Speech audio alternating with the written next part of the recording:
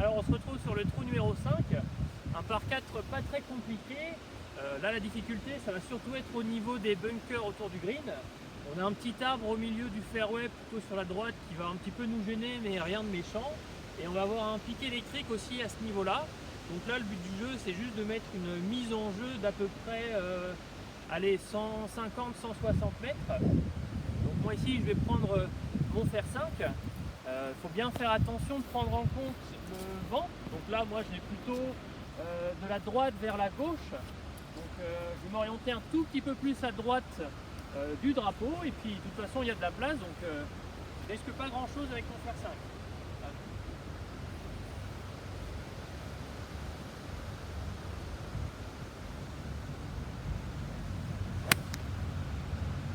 Parfait. Ok, donc bon, je n'ai pas eu de chance pour moi, ma balle je l'ai un petit peu grattée, je me retrouve à côté de ce poteau électrique. Donc là forcément c'est une obstruction inamovible.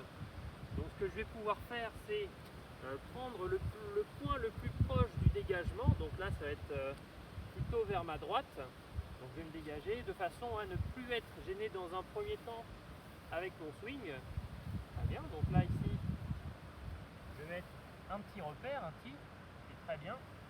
Et à partir de mon tee, je vais pouvoir utiliser une longueur de club sans me rapprocher du trou. Très important de respecter ça. Voilà. Je prends le driver parce que une longueur de club c'est toujours le club le plus long. Et donc dans cette zone là, je vais pouvoir me dropper à hauteur de genou. Donc là voilà. Hop. Très bien. Je reprends mes outils. Et voilà, j'ai pu me dégager. Là j'ai plus aucun problème pour jouer ma balle. Donc là, maintenant que je peux jouer, je regarde un petit peu où je suis, il me reste pas mal de distance. Donc là, l'idée c'est de plutôt jouer un coup juste avant les bunkers.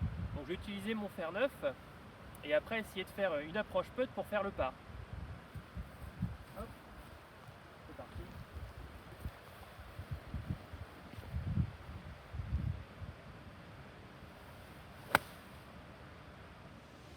Ok, alors du coup je me retrouve ici en deux coups.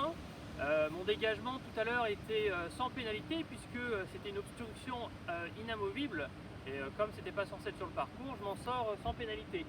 Donc là maintenant, et ben en fait je me retrouve dans une situation où j'ai besoin de faire lever ma balle, je suis juste derrière le bunker et le drapeau étant assez proche de l'entrée du green, j'ai pas envie que ma balle roule beaucoup trop. Donc là ce que je vais faire c'est je vais prendre mon sandwich, la faire lever et puis essayer de me mettre assez proche pour espérer faire un peu de derrière.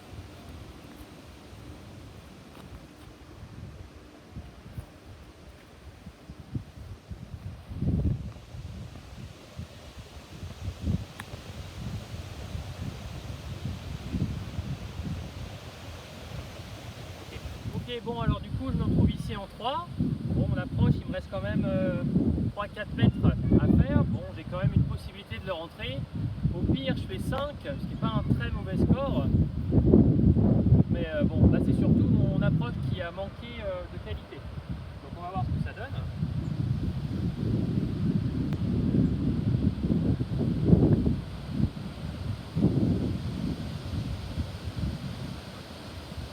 Dommage.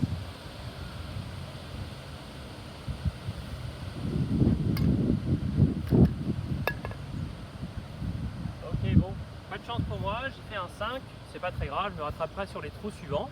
Prochaine vidéo, c'est le trou numéro 6 qui est un par 5, c'est Benjamin qui va vous le présenter. Voilà, nous on se retrouvera pour le trou numéro 7. Au revoir.